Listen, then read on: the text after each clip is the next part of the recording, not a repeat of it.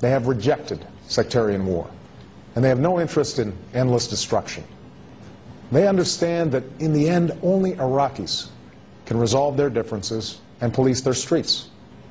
Only Iraqis can build a democracy within their borders. What America can do and will do is provide support for the Iraqi people as both a friend and a partner. Ending this war is not only in Iraq's interest, it's in our own.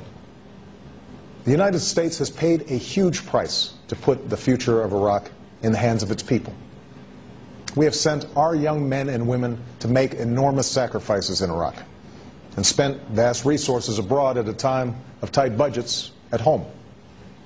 We've persevered because of a belief we share with the Iraqi people, a belief that out of the ashes of war, a new beginning could be born in this cradle of civilization. Through this remarkable chapter in the history of the United States and Iraq, we have met our responsibilities. Now, it's time to turn the page. As we do, I'm mindful that the Iraq War has been a contentious issue at home. Here, too, it's time to turn the page. This afternoon, I spoke to former President George W. Bush. It's well known that he and I disagreed about the war from its outset. Yet no one can doubt President Bush's support for our troops or his love of country and commitment to our security. As I've said, there were patriots who supported this war and patriots who opposed it. And all of us are united in appreciation for our servicemen and women and our hopes for Iraqi's future. The greatness of our democracy is grounded in our ability to move beyond our differences and to learn from our experience as we confront the many challenges ahead. And no challenge is more essential to our security than our fight against al-Qaeda. Americans across the political spectrum supported the use of force against those who attacked us on 9/11.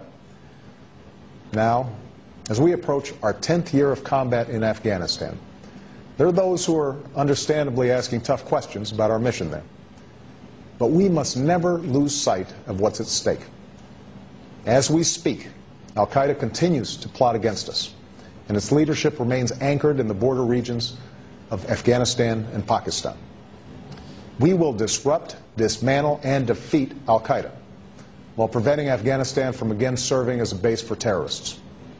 And because of our drawdown in Iraq, we are now able to apply the resources necessary to go on offense. In fact, over the last 19 months, nearly a dozen al-Qaeda leaders and hundreds of al-Qaeda's extremist allies have been killed or captured around the world. Within Afghanistan, I've ordered the deployment of additional troops who, under the command of General David Petraeus, are fighting to break the Taliban's momentum. As with the surge in Iraq, these forces will be in place for a limited time to provide space for the Afghans to build their capacity and secure their own future. But, as was the case in Iraq, we can't do for Afghans what they must ultimately do for themselves. That's why we're training Afghan security forces and supporting a political resolution to Afghanistan's problems. And next August, we will begin a transition to Afghan responsibility. The pace of our troop reductions will be determined by conditions on the ground, and our support for Afghanistan will endure. But make no mistake, this transition will begin, because open-ended war serves neither our interests nor the Afghan people's. Indeed, one of the lessons of our effort in Iraq is that American influence around the world is not a function of military force alone. We must use all elements of our power, including our diplomacy, our economic strength, and the power of America's example, to secure our interests and stand by our allies. And we must project a vision of the future that's based not just on our fears, but also on our hopes. A vision that recognizes the real dangers that exist around the world, but also the limitless possibilities of our time.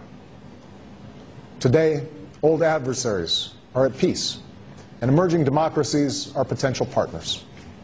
New markets for our goods stretch from Asia to the Americas. A new push for peace in the Middle East will begin here, tomorrow. Billions of young people want to move beyond the shackles of poverty and conflict. As the leader of the free world, America will do more than just defeat on the battlefield those who offer hatred and destruction. We will also lead among those who are willing to work together to expand freedom and opportunity for all people. Now that effort must begin within our own borders. Throughout our history, America has been willing to bear the burden of promoting liberty and human dignity overseas, understanding its links to our own liberty and security. But we have also understood that our nation's strength and influence abroad must be firmly anchored in our prosperity at home. And the bedrock of that prosperity must be a growing middle class. Unfortunately, over the last decade, we've not done what's necessary to shore up the foundations of our own prosperity. We spent $1 trillion